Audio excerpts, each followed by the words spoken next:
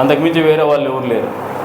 ఏ కార్యక్రమం మొదలుపెట్టినా, ఏ కార్యక్రమం మళ్ళీ పూర్తి చేయాలన్నా మీరు హంద్రీనివాని చూసినా కూడా స్వర్గీయ నందమూరి తారక రామారావు గారు మొదలు పెడితే ముఖ్యమంత్రి చంద్రబాబు నాయుడు గారే మళ్ళీ పూర్తి చేసి కుప్పానికి నీళ్ళు ఇవ్వగలిగినారు. కానీ మధ్యలో జగన్మోహన్ రెడ్డి గంపెడు నీళ్ళు మన్నే లేదు, గంపెడు మన్ను తీయలేదు ఆయన. ఇది వాస్తవం. అయినప్పటికీ మా నవాబులు మారండి అయ్యా, చంద్రబాబు నాయుడిని ప్రేమించండి, ఆయన ఎంట పడతారు, మనసు మార్చుకోండి అయ్యా. అసలు హిందూ ముస్లిం గొడవలు అంతరించిపోయిండేదే తెలుగుదేశం పార్టీ ఆవిర్భావం తర్వాత హైదరాబాద్లో అనేది వాస్తవం. రాజ్యాధికార్యం కోసం హిందూ ముస్లింల గొడవ సృష్టించిండేది పక్కనే ఉండే పులివెందుల ఉన్నటువంటి రాజకీయ నాయకులు వైఎస్ రాజశేఖర రెడ్డి గారు, రాజారెడ్డి గారి హయాంలో అనేది వాస్తవం. చెన్నారెడ్డి గారిని ముఖ్యమంత్రిగా దింపాలన్నారు. అంటే ఈరోజు కూడా మన కదిలో మన నవాబులు చెప్తున్నా, మైనారిటీ ఫంక్షన్ హాల్ కట్టించిండేది తెలుగుదేశం పార్టీనే. దాన్ని 3,000 రూపాయలకి పేద ముస్లింల కోసం అందజేసి పూర్తి చేసి అప్పచెప్పితే మెయింటైన్ చేసుకొని వ్యాపారం చేసుకున్నారు. కానీ దానికి ఒక సున్నం కూడా కొట్టలే. మళ్ళీ వచ్చి మేమే మొదలు పెడితే సోషల్ మీడియాలో పెడతారు దాన్ని పూర్తి చేయండి అని. ఎవరిదన్నా డబ్బు మా చేతికి ఇచ్చినట్టు అక్కడ. మళ్ళీ దాన్ని కూడా పూర్తి చేసే బాధ్యత మేమే తీసుకుంటున్నాం. తొందరలోనే అది కూడా ఓపెన్ చేస్తాం. ఆల్రెడీ పనులు మొదలు పెట్టినారు 3-4 రోజుల కింద నుంచి మళ్ళీ. అంతేకాకుండా అది కూడా ఎందుకు పెట్టామంటే కొన్ని ఇబ్బందికరమైన పరిస్థితులు ఉన్నాయి. దాంట్లో 15 సంవత్సరాల కింద కట్టిండేది అది. అప్పుడు ఉన్నటువంటి పరిస్థితుల రీత్యా కట్టిండేది అది. ఈ రోజున పరిస్థితులు మారినాయి. 15 సంవత్సరాల కాలంలో వాళ్ళ అభిష్టాలు మారినాయి, ఆలోచనలు మారినాయి, అవసరాలు మారినాయి, పెళ్లి చేసుకునే పద్ధతులు మారినాయి. ప్రతి ఒక్క పేద కుటుంబం కూడా ఉన్నత వర్గాలకు తక్కువ కాకుండా పెళ్ళిళ్ళు కానీ లేదంటే ఫంక్షన్లు కానీ చేసుకోవాలనే ఆలోచనకు వచ్చేసినారు. దానికి అనుగుణంగానే మేము ఈ రోజున దాన్ని రెనోవేట్ చేయాలనే ఆలోచనతోనే చేస్తున్నాము. ఏదైతే మొన్నటి రోజున మనం రంజాన్ మాసంలో ఉపవాస దీక్ష సందర్భంగా మనము ఇఫ్తార్ కార్యక్రమం ఇప్పుడు నాకు తెలిసి కొద్దిగా బాగా చేయగలిగినారు, మన వాళ్ళు బాగా స్ట్రెంగ్త్ చేయగలిగినారు ఆ రోజున మైనార్టీ. మళ్ళీ మీకు అందరికి అప్పీల్ చేస్తూ ఉన్నారు, తొందరలో ఓపెనింగ్ రోజున మళ్ళీ అంతకంటే రెట్టింపు స్థాయిలో మీరు హాజరు కావాలా. తద్వారా తెలుగుదేశం పార్టీకి, తెలుగుదేశం ప్రభుత్వానికి మనమందరం కూడా సంఘీభావం తెలిపేటువంటి కార్యక్రమాన్ని పట్టుదలగా చేయాలని చెప్పేసి కూడా మీకు అందరికి కూడా తెలియజేస్తూ ఉంటారు. ఈ మాటలు ఎందుకు చెప్తున్నారంటే మైనారిటీల అభివృద్ధి కానీ సంక్షేమం కానీ ఎక్కువగా చేయగలిగిండేది, చేసిండేది కూడా చంద్రబాబు నాయుడు గారు, తెలుగుదేశం ప్రభుత్వమే. మీరు ఒకసారి గమనించుకోండి, విదేశీ విద్యకి 25 లక్షల రూపాయల వరకు డబ్బులు ఏమైనా జగన్మోహన్ రెడ్డి ఆ రోజన్నా ఇచ్చినాడా మీకు? హజ్ యాత్రకు డబ్బులు ఎప్పుడన్నా ఇచ్చినాడా మీకు? మామూలుగా బడాయి బసవాయి వ్యవహారం అయింది. చంద్రబాబు నాయుడు గారు దుల్హన్ పథకం కింద 50,000 ఇస్తా అంటే వైఎస్ఆర్ దుల్హన్ పథకం కింద 1,00,000 రూపాయలు ఇస్తా అని చెప్పేసి 10వ తరగతి పెట్టిండే పనిమాలనోడు జగన్మోహన్ రెడ్డి.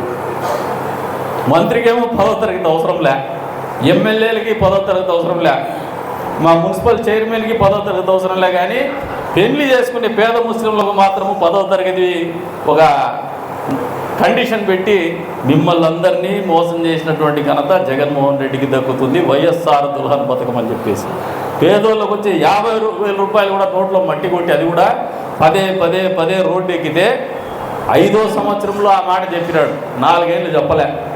ఇవన్నీ వాస్తవాలే కాదా మీరు ఆలోచన చేసుకో. रशीद भाई आप भी थोड़ा समझना, ये सब ये बार तो वोट देने से पहले सब सोच को वोट दो आप. మీరు చెప్తున్నారు అన్నిటిపై కేసు మేము వేసిన తర్వాత అప్పుడు అదే ఇప్పుడు శుభ్లి గారు చెప్తున్నారు, నేనే చెప్పిన. ఇప్పుడు మనమందరం రోడ్లు ఎక్కి చాలాసార్లు కదిలో కూడా పోరాడినాము. వాళ్ళు కూడా కోర్టులో కేసు వేసి ఫైట్ చేసిన తర్వాతనే జానాక్యా అది ఆయనకు వచ్చి తెలిసిందే ఉర్దూ అంటే. మామూలుగా దేవుని సత్యం పూజారికి ఎరుక అన్నట్టు జగన్మోహన్ రెడ్డిది వాళ్ళ నాయన సత్యం కదిరోళ్ళకి ఎక్కువ తెలుసు మనకి. ఎందుకంటే పక్కనే ఉన్నాడు. వీళ్ళందరికీ తక్కువ తెలుసు, మాకు ఎక్కువ తెలుసు వాళ్ళ గురించి. ఇన్ని రకాలుగా మనుషులని ఓటర్లుగా చూసే మనస్తత్వం ఉన్నటువంటి పాలకులు అని మనకు తెలిసిన వాళ్ళ నాయన్ని 2 సార్లు ముఖ్యమంత్రిని చేసినారు, మళ్ళీ జగన్మోహన్ రెడ్డిని ముఖ్యమంత్రిని చేసినారు. పోనీ మన కదిరికి ఆ రోజున్న ముఖ్యమంత్రి హోదాలో జగన్మోహన్ రెడ్డి తిరిగి చూసినాడో ఒకసారి మీకు సమాధానం చెప్పండి. క్యాజీ కబ్తో ఆయా క్యాజీ ఉన్నాయా सीएम के ऐसे ऐसे कब तो भी इधर मुड़के तो देखे उन्हें बीवी को भिजाने के टाइम पे भी पुलिस वाले को रखो, पर्दा डाल को भिजा डाले यहाँ से सूरत तक देखे ना हमारा कदर वालों का उन्हें। ये हमारा कदरी के बारे में उनको ऐसा मोहब्बत कंसर्न हुआ। अभी भी बदलते हैं हमारे लोग, अब तो बदलना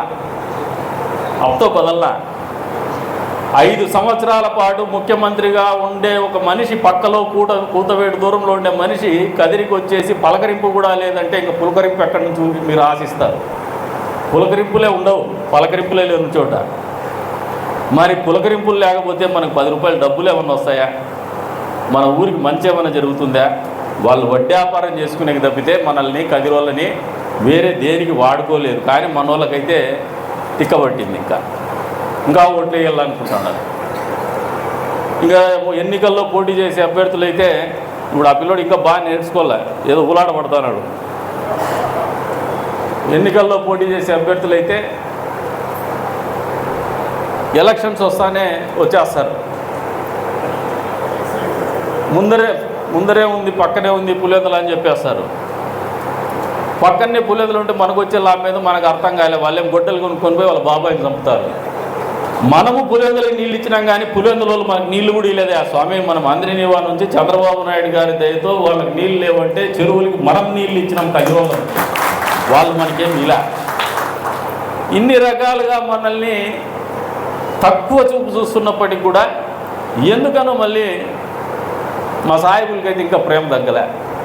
ఈ మధ్య 22 నెలలు కొంచెం తగ్గింది, అది ఇంకా కొంచెం ఒక 5% ఇంకొంచెం తగ్గిందంటే మాత్రం వాళ్ళు డమాలు పటాక్ ఇంకా సాయిబుల్లో కూడా మెజారిటీ రాదు వాళ్ళకి. ఉండే వాస్తవం చెప్తున్నా. గడిచిన 22 నెలల్లో మీకు అందరికీ వాస్తవ పరిస్థితులు చెప్తున్నాను. ముఖ్యమంత్రి గారి పరిశీలనలో కావచ్చు, ప్రభుత్వం యొక్క సర్వేల్లో కావచ్చు, నా వ్యక్తిగత సర్వేల్లో కావచ్చు, ముస్లిమ్స్లో దాదాపు 20% ప్లస్లేకి వచ్చినాము గత సార్వత్రిక ఎన్నికల కంటే అనేది వాస్తవం. ఆలోచిస్తున్నారు కానీ ఇంకా 10% పెంచాల్సినటువంటి బాధ్యత మీ అందరి మీద ఉంది. ఇక్కడ ఉన్నటువంటి మా నాయకులందరి మీద, ముస్లిం నాయకులందరి మీద. మీకు అందరికీ ఒక మిస్కాన్సెప్షన్ ఉంది.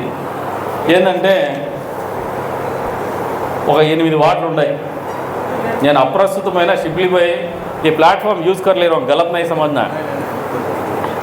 ఒక 8 वार्ड ఉన్నాయి. ये वार्डों में क्या समझते तुम लोग?